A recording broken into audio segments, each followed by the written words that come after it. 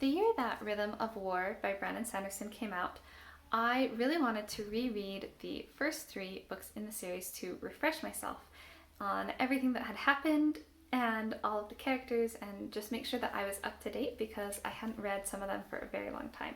The problem was each book is really big. This is probably the biggest, but they're all really big. They have a large word count, the words are tiny, and there are a lot of characters to keep track of, and they're just huge books. Really good books, but they take a while to get through.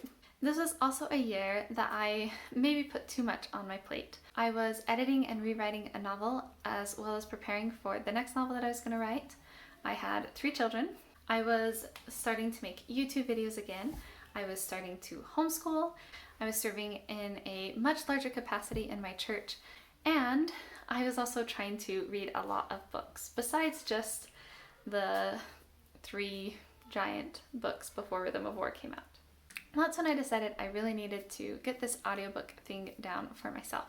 I often would listen to audiobooks with my husband and would occasionally listen to audiobooks myself, but I didn't do it super often, despite the fact that I often have things that I am doing, like exercise and dishes and making dinner, where I could be listening to audiobooks and also getting the things done that I need to get done. Today I just wanted to share the 4 things that helped me to listen to more audiobooks. I'll tell you the number 1 thing that changed for me at the end of the video. So one of the things that I did was I started using Audible more and actually paying for them. And this might not be something that everybody could do or wants to do, but it's something that my husband and I decided that we did want to use Audible more. And so we would often, Audible, if you get down to like 1 or 0 credits, then Audible will often offer you to buy 3 credits for a little bit cheaper than what you normally would. And we would often use this deal. We also got, we actually canceled our Audible for a while because our finances got a little bit tighter.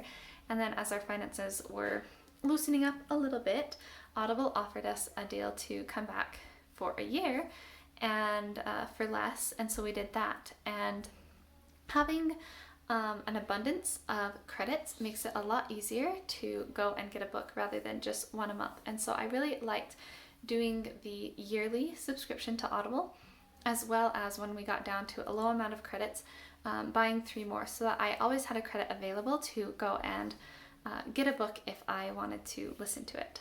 In addition to that, I also actually started listening to audiobooks from my library, and I had never done this before. I think that I was a little bit intimidated because I couldn't just use Audible, the app on my phone, to listen to those books, but I just sucked it up and finally went and I downloaded. They use 2 different apps depending on the book. They use Overdrive and Hoopla, and I just downloaded those apps, and then it's really easy. I just go online, and if they have the audiobook, then I can check it out, and then I go to the app, and I had to use my library card number to get in, but once I was in, then I just go in and download the book. And it's really not that different from listening on Audible. I don't own the books, but it's, you know, if you're listening to 5 audiobooks a month or something, then it's definitely a lot more doable to get at least a few from the library.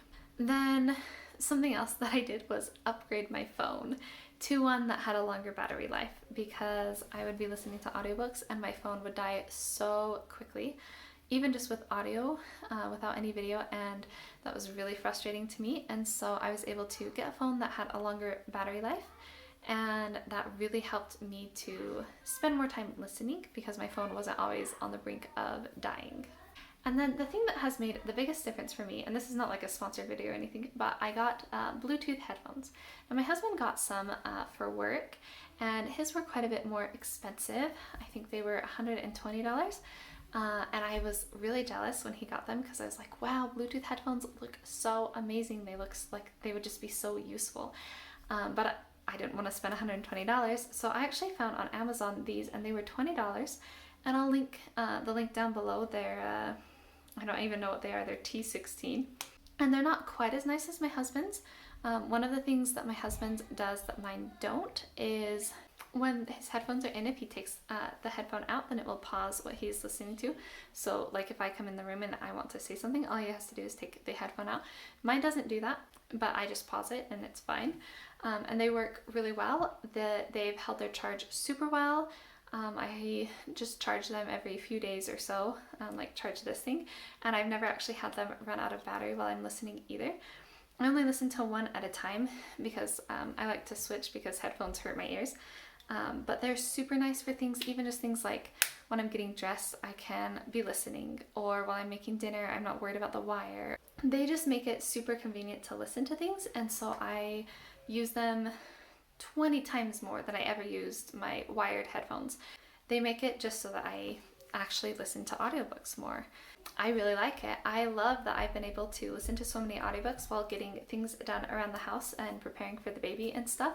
It's been super nice to still get the books read that I want to read and have that high number and be able to check them off my list and really enjoy myself while I'm doing certain things like, cleaning the tubs, which I hate cleaning tubs, but I've been able to listen to audiobooks, or while I've been exercising and doing my walks for pregnancy and stuff like that, I've been able to listen a lot more, and it's been really fun to be able to do that. Yeah, those are kind of the 4 things that recently have helped me to listen to audiobooks more. I would love to hear your top tips for listening to audiobooks, or hear about your experience. Do you listen to audiobooks? Do you not? Let me know in the comments below and we can chat more about books. If you like this video, don't forget to hit that thumbs up and subscribe for lots of reading and writing content. If you want to follow my reading journey, you can follow me on Goodreads. I share a review of every book that I read there. And you can also follow me on Instagram. I am fairly active there, talking about my reading and writing journey. I will link all of that in the comments below. And thank you so much for watching my video. I will see you in the next one.